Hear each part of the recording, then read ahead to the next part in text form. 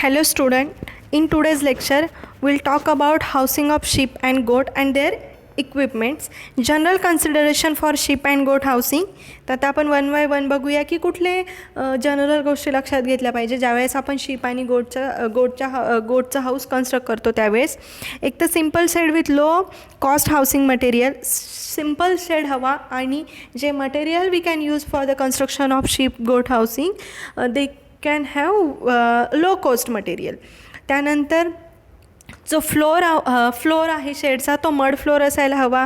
Shade should be constructed in elevated area to prevent the water stagnation. Elevated एरियामध्ये शेडचं construction झालं पाहिजे जेणेकरून तिथून पाण्याचा निचरा लवकरात लवकर होईल, पाणी थांबून राहणार नाही. Fodder tree can be grow around the shed. जे काही फॉडर ट्री आहे ते शेडच्या अराउंड ग्रो केले गेले पाहिजे जेणेकरून डायरेक्ट सनलाईट शेडवर येणार नाही किंवा ॲनिमल्सला इन समर सीझन चांगल्या प्रकारची धूप प्रोव्हाइड होईल अशा प्रकारचं फॉडर मटेरियल किंवा फॉडर ट्री या कारणामुळे शेडच्या अराउंड ग्रो केले गेले पाहिजे. क्लीन ड्रिंकिंग वॉटर अवेलेबल असायला पाहिजे. Ventilation, wall of the shed, ह्या सगळ्या ज्या गोष्टी आहेत ते जनरल कन्सिडरेशनमध्ये येतात. Floors of the shed should be firm and should have the capacity to absorb water. जो काय फ्लोअर आहे तो फर्म असायला हवा शेडचा आणि जी काय जो तो फ्लोअर आहे त्याची वॉटर ॲब्झॉर्ब करण्याची कपॅसिटी चांगली असायला हवी. टाईप ऑफ शेड्स आपण पुढे बघणार आहोत. Open type of housing with covered area and run space is generally enough. Open type of housing करताना covered area open type of housing असेल जो काही कवर्ड एरिया आहे तो तर असायलाच हवा त्यामध्ये, परंतु जी काही रन स्पेस आहे ती इनफ असायला हवी. Comfortable house east west orientation म्हणजे जे हाऊसचं जे ओरिएंटेशन आहे तिची जी दिशा आहे ती ईस्ट वेस्ट ओरिएंटेशन असायला हवं, एक्झामच्या दृष्टीने महत्त्वाचं आहे.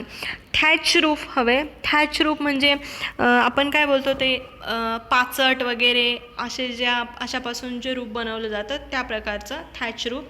त्यानंतर कोरुगेटेड ॲस्बेस्टोस शीट्स यूज केल्या गेल्या पाहिजे कन्स्ट्रक्शनमध्ये. When the animal are taken for grazing during the day time and the shelter only during night time, the cover space will be enough. जर आपण ॲनिमलला सकाळच्या किंवा डे टाईममध्ये जर ग्रेझिंगसाठी नेत असो, चरण्यासाठी नेत असो आणि रात्रीचं जर त्याला आपण शेल्टर प्रोव्हाइड करत असो तर त्यावेळी जो कवर्ड स्पेस आहे तो इनफ असायला हवा. When the animal are house intensively the pen and the run system of housing is suitable. जेव्हा इंटेन्सिव्ह हाऊसिंग सिस्टीम असते, आता इंटेन्सिव्ह हाऊसिंग सिस्टीम आपण बघितली आहे यापूर्वी पोल्ट्री हाऊसिंगमध्ये. इंटेन्सिव्ह म्हणजे कसं की ॲनिमलला बाहेर ग्रेझिंगसाठी सोडतच नाही, ॲनिमलला फुल टाईम हाऊस किंवा हाऊसिंग प्रोव्हाइड केलेलं असतं. तर अशा वेळेस जो पेन आणि रन सिस्टीम आहे, जो रन एरिया आहे तो सुटेबल असायला हवा. There is no restriction for the length of the shelter. However breadth of the shed should not exceed 12 meter and optimum breadth of the shelter is 8 meter. म्हणजे जो काय area आहे त्याची काही रेस्ट्रिक्शन नसावी. जी काय विड्थ आहे ह्या आपल्या हाऊसची ती 12 मीटरपेक्षा जास्त नसावी आणि 8 मीटरपेक्षा कमीही नसावी width. Height of you should be 2.5 meter and height of the reed should be 3.5 meter. The height of the chain link used for the open space should be 4 feet. The length of the overhang should be 75 centimeter to 1 meter. ह्या गोष्टी लक्षात ठेवायला पाहिजेत. Separate feeder and waterer should be place for concentrate feed, green fodder and water. Separate feeder आणि water आपण provide करू शकतो प्रत्येक ॲनिमलला किंवा प्रत्येक ॲनिमलच्या ग्रुपला. त्यानंतर कॉन्सन्ट्रेट फीड सेपरेट प्रोव्हाइड करू शकतो. Green fodder and water should be provide separately. इथे दिसेल या इमेजमध्ये लो कॉस्ट हाऊसिंग आहे, पूर्ण वूडमध्ये बनवलेलं आहे. त्यानंतर हे ओपन टाईप ऑफ हाऊसिंग आहे विथ रन स्पेस. हा जो आहे तो रन स्पेस आहे. हे जे आहे ही शेड आहे.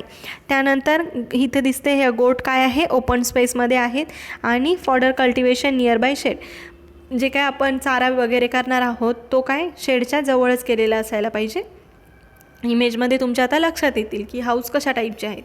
त्यानंतर फ्लोअर स्पेस रिक्वायरमेंट आता आपण बघणार आहोत. As per Indian condition, age group, covered area किती पाहिजे आणि ओपन स्पेस किती पाहिजे त्या एज ग्रुपला. 0 to 3 month एज ग्रुप असेल ॲनिमलचा तर कवर एरिया किती पाहिजे तर 0.2 to 0.25 square meter covered area. Open space किती पाहिजे 0.4 to 0.5 square meter. 0 to 3 months age असलेल्या ॲनिमलला. 3 to 6 असलेल्या ॲनिमलला 0.5 to 0.75 covered area and in open स्पेसमध्ये 10 to 1.2 1.5 स्क्वेअर मीटर इतके पाहिजे. त्यानंतर ॲनिमल जर 6 month to 12 monthपर्यंत असेल तर 0.75 to 1 square meter for each animal in covered area and in open space 1.5 to 2 meter. And in case of animal is adult, the covered area 1.5 square meter and the open space is 3 square meter. If male pregnant or lactating ewes are there, the covered area required or covered space required for this animal 1.5 to 2 meters square meter and open space 3 to 4 square metre. ही झाली Indian कंडिशननुसार floor space requirement. आता floor space requirement as per animal BIS स्टँडर्डनुसार आहे. Type of animal and minimum floor space किती पाहिजे हे BIS स्टँडर्डनुसार आहे. रॅम और बकसाठी 1.8 मीटर स्क्वेअर, रॅम और बक इंडिव्हिज्युअल असेल तर 3.2 मीटर स्क्वेअर, लॅम और किड इन ग्रुपमध्ये असेल तर 0.4 मीटर स्क्वेअर, विनर इन ग्रुपमध्ये असेल तर 0.8 मीटर स्क्वेअर, इयरलिंग और गोटलिंग असेल तर 0.9 स्क्वेअर मीटर स्क्वेअर पर मीटर. ईव आणि डो जर ग्रुपमध्ये असतील तर 1 मीटर स्क्वेअर. त्यानंतर ईव विथ लांब असेल तर 1.5 मीटर स्क्वेअर इतका एरिया किंवा इतके floor space as per BIS standard per ॲनिमलला अवेलेबल करून दिली गेली पाहिजे. Feeding and watering space requirement, sheep आणि गोट असेल तर स्पेस पर ॲनिमलला 40 to 50 centimetre. Width of manger म्हणजे गव्हाण किंवा मग वॉटर ट्रफ किती तर 50 सेंटीमीटर इतकी विड्थ असायला पाहिजे. डेप्थ किती असायला पाहिजे मेंजर किंवा वॉटर ट्रफची तर 30 centimetre. And height of inner wall of मेंजर और वॉटर ट्रफ इज 35 सेंटीमीटर. हे झालं शीप आणि गोटसाठी. पण जर कीड असतील तर किती असायला पाहिजे स्पेस ॲनिमलला 30 to 35 centimetre. And width of manger or water trough 50 centimeter and depth of measure of water trough 20 centimeter and the height of inner wall of manger and water troughs 25 centimeter in case of if their kids are lamb. Shade, the shade of following types of shade. कुठले shade आता आपण construction करत आहोत जर house तर कुठले shade आपल्याला असायला पाहिजे. जनरल फ्लॉक शेड असायला पाहिजे ज्यामध्ये आपण आपले यूज और डोर्स ठेवू शकतो. त्यानंतर रॅम और बक शेड असायला पाहिजे ज्या ठिकाणी आपण हे मेल ॲनिमल ठेवू शकतो. त्यानंतर लॅम्बिंग और किडिंग शेड असायला पाहिजे म्हणजे ॲनिमल जेव्हा पार्च्युरेट होत असेल त्या ॲनिमलचं लॅम्बिंग होत असेल किंवा किडिंग होत असेल, lambing in case of sheep and the kidding in case of goat होत असेल तर त्यांना एक वेगळं सेपरेट शेड पाहिजे. झालेले जे न्यूबॉर्न्स असतील लॅम्ब और किड्स त्यांच्यासाठी वेगळं शेड पाहिजे. सिक ॲनिमलसाठी जे ॲनिमल आजारी असतील त्यांना हेल्दी ॲनिमलपासून वेगळं ठेवण्यासाठी त्यांच्यासाठी एक वेगळं शेड पाहिजे. त्यानंतर shearing and store room. Shearing करतो म्हणजे आपण काय करतो इंटायर वूल कवरिंग आपण रिमूव्ह करतो शीपच्या बॉडीवरचं तर ते शेअरिंग करण्यासाठी ही वेगळं शेड असायला पाहिजे. स्टोअर रूम वेगळी असायला पाहिजे. त्यानंतर अटेंडन्स रूम वेगळी असायला पाहिजे. हे झाले शेडचे टाईप. त्यानंतर जनरल फ्लॉक शेड जे आहे The flock shed shall be used for the housing ewes or does kept for breeding purpose. Breeding पर्पजसाठी ठेवलेले जे ॲनिमल आहे त्यांच्यासाठी यूज होतं. The shed shall be 15 metre length, 4 metre width and 3 metre height and can accommodate not more than 60 ewes or does. The shed should be 3 meter height and should have a brick on edge floor. In low lying and heavy rainfall areas, the floor should preferably be elevated, and in temperate region they may be made of strong wood. हे झालं general flock बद्दल. आता next इथे दिसते इमेजमध्ये, हा झाला general flock. Next आहे रॅम ऑर बक, म्हणजे मेल ॲनिमल जिथे ठेवलं जातं ते shed. Ram or buck kept for breeding purpose are house individually in this shed. Alternatively wooden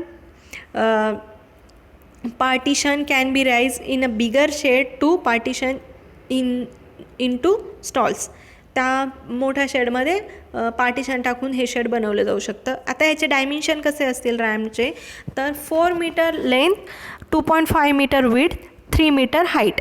can be accommodate about 3 rams. The shed shall be partitions lengthwise to form 3 equal compartments. Okay, the partition between each shed should not be exceed 1 meter. Partition 1 मीटरपेक्षा जास्त नसावं. Partition may be wooden प्लँकपासूनच बनवलेलं असावं. Partition should not be more than 1 meter height from floor. 1 मीटरपेक्षा जास्त height नसावी. इथे दिसू शकतं हे जे मेल ॲनिमल आहेत ठेवलेले आहेत. नेक्स्ट जे आहे लॅम्बिंग आणि kidding shed. This shed shall be use for the maternity room for pregnant ewe or doe can and are housed individually in this shed. The shed shall be 1.5 meter length to 1.2 meter width and 3 meter height. A manger for holding feed and hay and a bucket for keeping water shall be provided in the shed.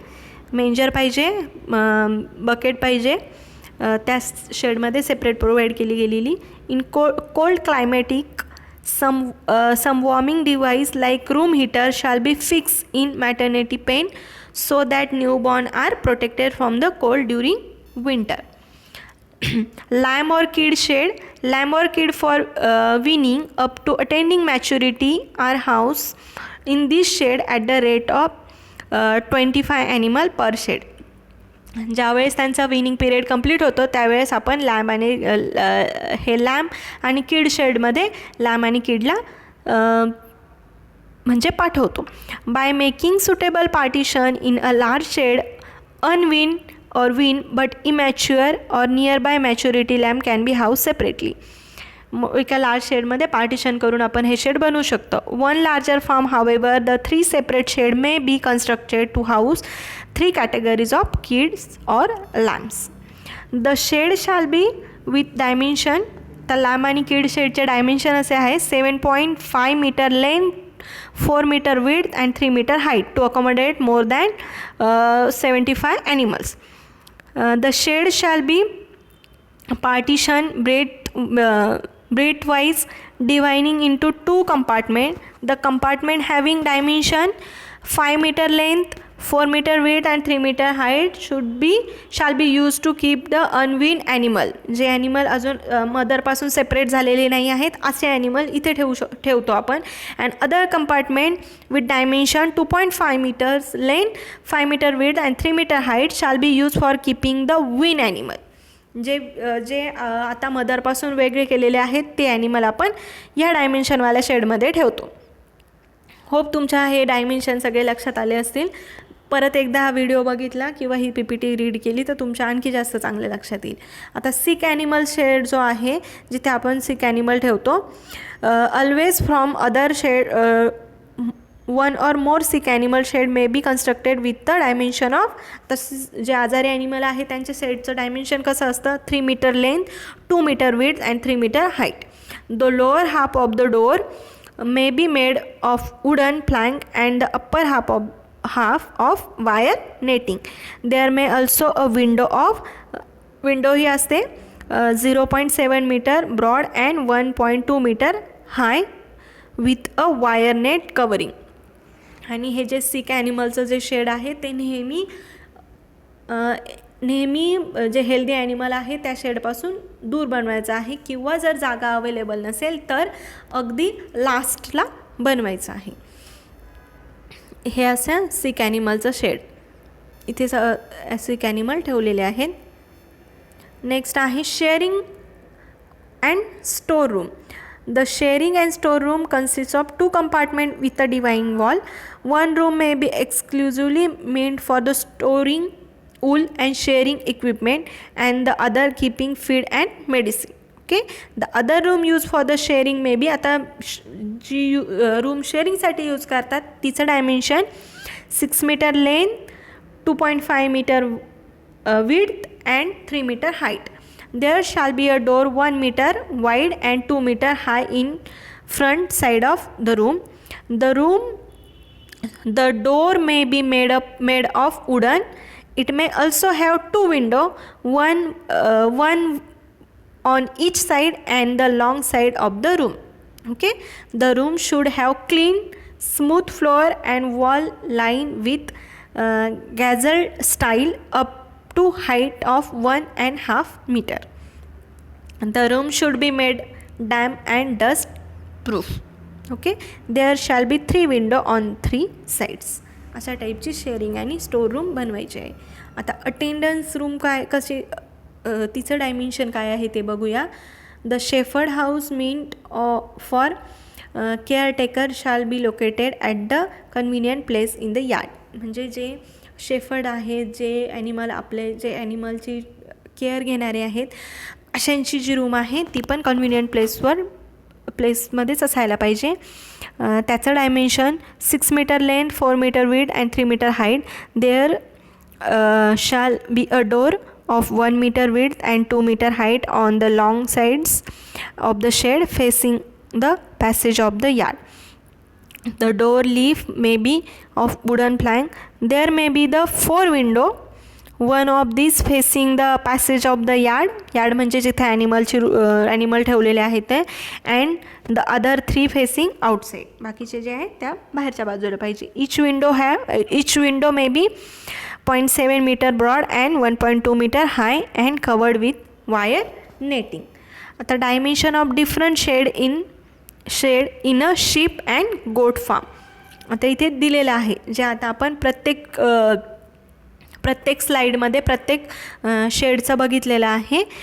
तर तुम्ही आता इथे बघू शकता की name of shade, त्यानंतर त्याची जी dimension आहे ते, किती ॲनिमल आपण ठेवू शकतो आणि रिमार्क.